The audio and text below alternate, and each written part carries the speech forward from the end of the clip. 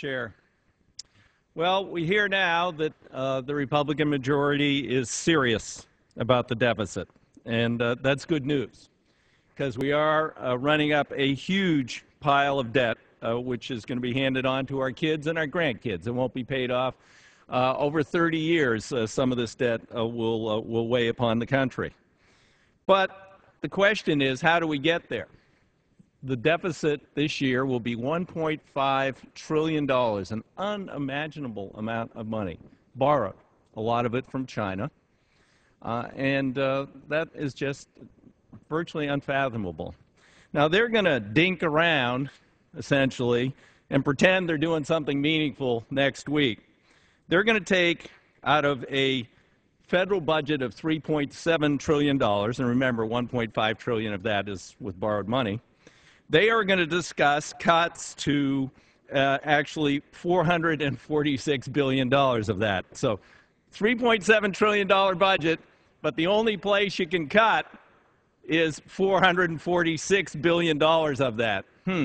Let's see, if we eliminated that entire $446 billion of expenditures, we'd still have a deficit of over $1 trillion. Now, that doesn't seem quite to work. So perhaps they've made a few too many things off limits in terms of where we might look to cut. And then there's one other thing they've done which is totally bizarre, and I don't think many Americans would think very honest. They're saying if we decrease the income of the government in the United States, i.e. cut taxes, give you back your money, and we don't reduce expenditures the same amount, that doesn't count as new debt or deficit. You got to borrow the money, probably from China, and you can send the debt forward, but it doesn't count. So they're not going to look at something called tax expenditures. So, we can't begin to address things like the $20 billion of subsidies in the agriculture bill for 5 crops grown in 8 states that are in surplus, and paying people not to grow things. That's off limits. That's mandatory spending. That can't be considered for cuts. Paying people to not grow things, can't do away with that. We're going to borrow the money to pay so they can get paid to not grow things. All right, well, how about the oil companies? Now, ExxonMobil reported the largest quarterly profit for a corporation in the history of the world the last quarter of last year. $9 billion. And they didn't pay any taxes in the U.S. last year. None. They pay a lot of taxes around the world, but not in the United States. We actually gave them a tax refund because of the loopholes in the tax law. That's called a tax expenditure. We're borrowing money to give to the ExxonMobil Corporation, which had a $9 billion profit by gouging consumers in America. Now, that's pretty extraordinary. But no, we can't talk about eliminating the subsidy to ExxonMobil. The Republicans have put that off limits.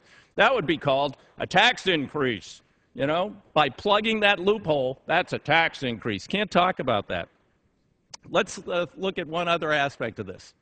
We were headed for a lower deficit this year. $1.3 trillion last year. We were headed toward $1.1 trillion. Good glide path, $200 billion reduction one year. If you could do that for 5 more years, we'd be down to virtually zero. But with one vote, with a deal cut between the Republicans and the President of the United States, we increased the deficit by $400 billion this year. Yep, the tax cuts. But remember, tax cuts don't count.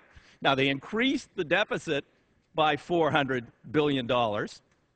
We didn't cut expenditures by $400 billion. So the money is going to be borrowed for those tax cuts from China and elsewhere, and it's going to be passed on to our kids and our grandkids, part of the national debt. But that doesn't count in the Republican world.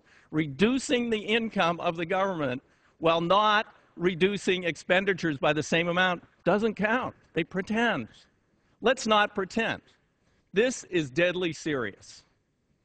Let's not go after programs that are essential to America. They're going to put things like Pell Grants, that is helping people get a college education and become more educated, so they will have better lifetime earnings. Our country will be more competitive, educating the next generation of folks to lead our nation. That's on the table next week. Probably see some cuts there. Other programs like that, that'll be on the table. Subsidies to oil companies, you know, tax cuts, yeah, we can do more of those and increase the deficit. So let's get real. It is a real problem, and let's stop pretending that you really care about it and you're going to do something about it. Chair.